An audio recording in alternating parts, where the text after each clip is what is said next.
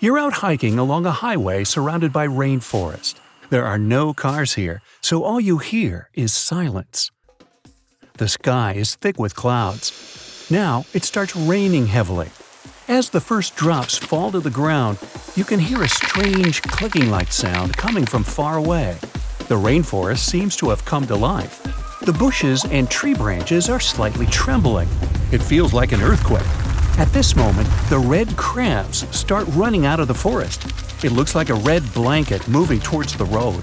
This blanket consists of hundreds of millions of red crabs. This phenomenon occurs every year on Christmas Island in Australia. Crabs fill all the roads. It's impossible to move by car or foot at this time. It's like a huge stream of a river that demolishes everything in its path.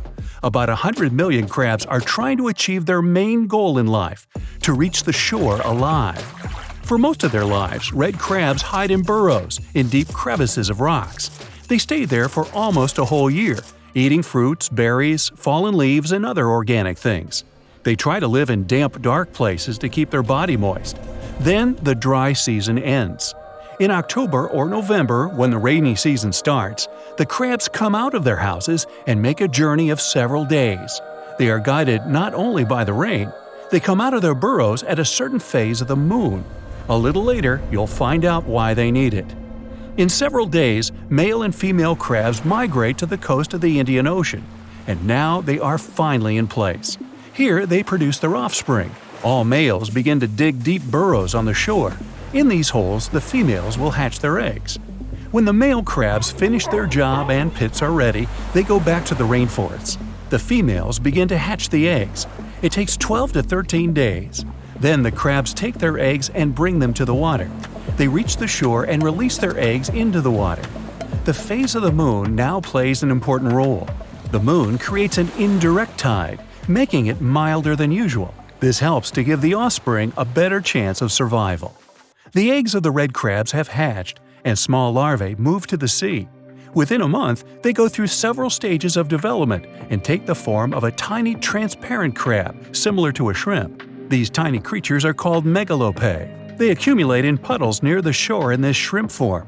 There, they grow the first layer of shell and go deep into the land to look for a safe place. They grow up and wait for the rainy season to run back to the shore and produce offspring. To keep the crabs safe, people close roads in those places where migration occurs. Welcome to the French island of Réunion, located in the Indian Ocean, 430 miles east of Madagascar. The magnificent shore, a stunning coral reef, golden sands, and green jungle. For a long time, this island was considered one of the best places for surfing.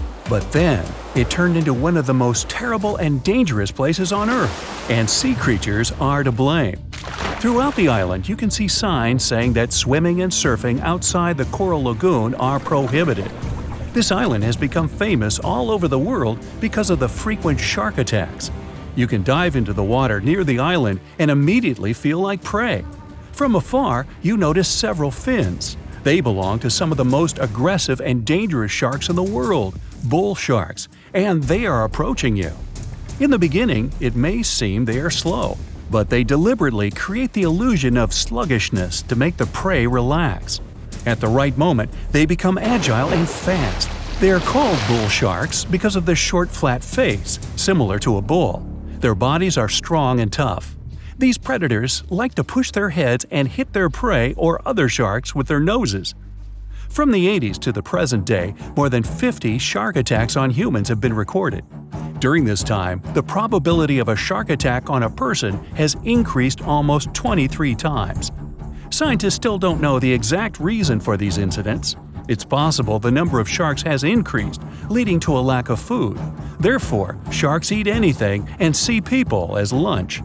Another theory says the water temperature has changed, and sharks feel comfortable swimming in this region. But the most interesting hypothesis is related to the volcano.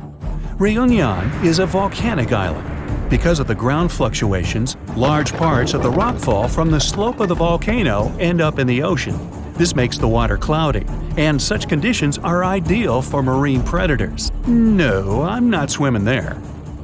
The next island we're going to visit also looks peaceful, but is way more dangerous than Shark Island.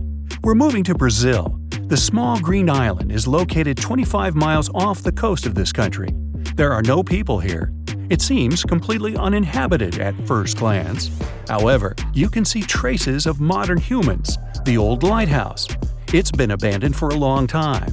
Sometimes the Coast Guard comes to the lighthouse to check if everything is okay and if there are no strangers on the island. People are forbidden to set foot in here for their own good. The only inhabitants of the island are snakes. This piece of land is home to about 4,000 species of these reptiles. They hang on trees and crawl on the ground. Snakes have no enemies in their home, and they feed only on birds that visit the island for recreation during a long flight. But the worst thing is, these snakes are some of the most venomous in the world. Oh boy! The golden lancehead vipers are a unique species that live only in this place. Snake Island was once part of the mainland of Brazil, but 10,000 years ago, the sea level rose, separated this place, and turned it into an island.